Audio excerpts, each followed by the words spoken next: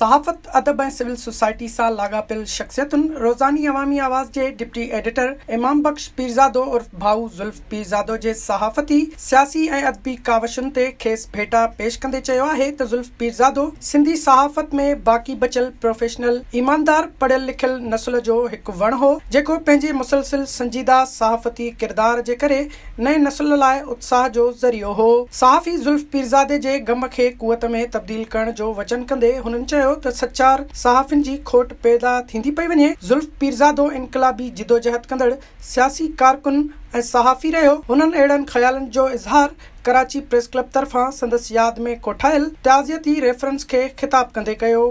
Karachi press club जे सदर सईद सरबाज़ी चयो त ज़ुल्फ़ पीरज़ादो कलम सां पैसा ठाहींदड़ सहाफ़ी न हो। हुन कॾहिं बि प्रेस क्लब जे इलेक्शन में हिसो वठण जी ख़्वाहिश ज़ाहिर न कई, पर हू मुतहरिक हूंदो हो। अवामी आवाज़ जे चीफ एडिटर डॉक्टर जब्बार खटक चयो त ज़ुल्फ़ पीरज़ादे जे ग़म खे क़ुवत में तब्दील करण जी ज़रूरत आहे। अहिड़ो वचन संदसि दोस्तनि ऐं औलाद खे बि करणो आहे। हुन चयो त ज़ुल्फ़ पीरज़ादो जी तरबियत जे करे हाणे ज़ुल्फ़ असांखे संदसि ॿारनि में नज़र ईंदो।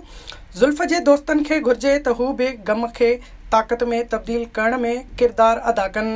तक़रीब खे ज़ुल्फ़ पीरज़ादो जी न्याणी विरसा पीरज़ादो, बैरिस्टर ज़मीर घुमरो, सहाफ़ी मज़हर अब्बास, कराची प्रेस क्लब जे general secretary Shoaib Ahmed, doctor Bakhsh Ali Jamali, Abdul Rasheed Memon, Irshad Khokhar, Mahesh Kumar, Abdullah Sarohi, doctor Tauseef Ahmed, Abul Hasan, Rasheed Memon, Sohail Sangi, Imtiaz Faran, इल्ताफ़ पीरज़ादो, इनायत पीरज़ादो ऐं ॿियनि पिणु ख़िताब कयो। ताज़ियती मेड़ाके में भाऊ ज़ुल्फ़ पीरज़ादो जे न्याणियुनि वरखा पीरज़ादो ऐं वेंगस पीरज़ादो खां सवाइ सोफ़िया, नाशा, सिंधु पीरज़ादो समेत औरतुनि पिणु शिरकत कई। अवामी आवाज़ जे एडिटर ज़रार पीरज़ादो, जावेद महर, ज़ैद पीरज़ादो, जवाद पंवर, सारंगज़ैन चांडियो, फयाज़ जोखियो, अब्दुल समद सोलंगी ऐं ॿियनि पिणु शिरकत कई। ज़ुल्फ़ पीरज़ादो जो है हमारे बहुत ही आप कह लें हर दिल अजीज़ शख्सियत थे। उनकी सहाफ़त में बहुत खिदमात थी, तो उनके लिए ज़रूरी था कि हम यहाँ पे उनके दोस्तों को जमा करें, उनके अहल खाना को जमा करें और उनकी जो है यादों को ताज़ा करें, उनकी जो खिदमातें उसको जो है हम जो है सामने लाएँ। देखिए, जब इंसान ख़ुद जब मौजूद होता है तो उसकी जो खिदमात हैं या उसके जो कारनामे हैं वो उस तरह उजागर नहीं हो पाते। ये भी शायद एक हमारा अलमिया है कि हम ज़िंदगी में लोगों को शायद उस तरह याद नहीं करते या उसको माशरे में वो मुकाम नहीं देते जिसका वो अहल होता है, और इंतकाल के बाद जो है हम उसकी सारी जो खिदमात हैं उसको जो है ना उजागर करते हैं। तो मेरे ख़्याल में ये है कि ज़िंदगी में भी जो है उनकी खिदमात को उजागर करना चाहिए।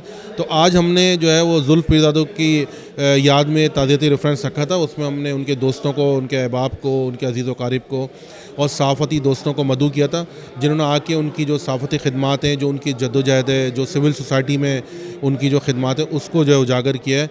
और आज के दिन के मुनासबत से यही पैगाम हम आम करना चाहते हैं कराची प्रेस क्लब के प्लेटफॉर्म से कि हमें उनकी जो जद्दोजहद है और जो खिदमात हैं उसको याद भी रखना चाहिए और उसको आगे भी बढ़ाना चाहिए। प्रेस क्लब जो है अपने महबूब मेंबर्स को हमेशा याद रखती है और ये हमारी रिवायत है कि हम जो है कराची प्रेस क्लब जो है अपने लोगों के लिए कंडोलेंस रेफरेंस करते हैं, जिसमें उनकी फैमिली को और जो लोग उनके करीब होते हैं उनको बुलाते हैं और उनकी जो ज़िंदगी है उस पे हम तफसीली गुफ्तगू करते हैं।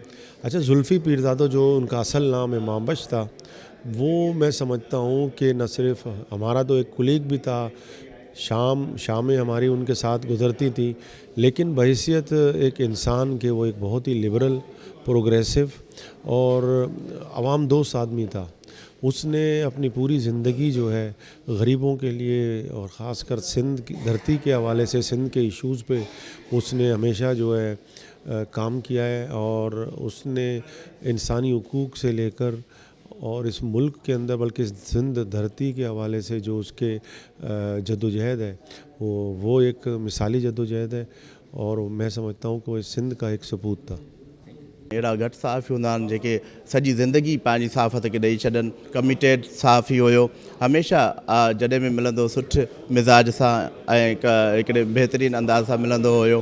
हुन जूं जेके सहाफ़त लाइ ख़िदमतूं आहिनि उहे हमेशह यादि रखी वेंदियूं। असां अहिड़नि पंहिंजे सहाफ़ती हीरोज़ खे यादि करियूं था ऐं हमेशह तारीख़ में उहे यादि रहंदा जेके जिन सहाफ़त जी ख़िदमत कई आहे ऐं हिकु सचाई सां सहाफ़त कई आहे। नौजवाननि जे लाइ अहिड़ा जेके किरदार आहिनि उहे मछले रहा आहिनि ऐं इन लाइ असां प्रेस क्लब जी तरफ़ां ज़ुल्फ़ीज़ादो जी यादि में हिकिड़ो प्रोग्राम रखियो जंहिंमें सीनियर सहाफ़ियुनि उनखे ख़िराज अक़ीदत पेश कई।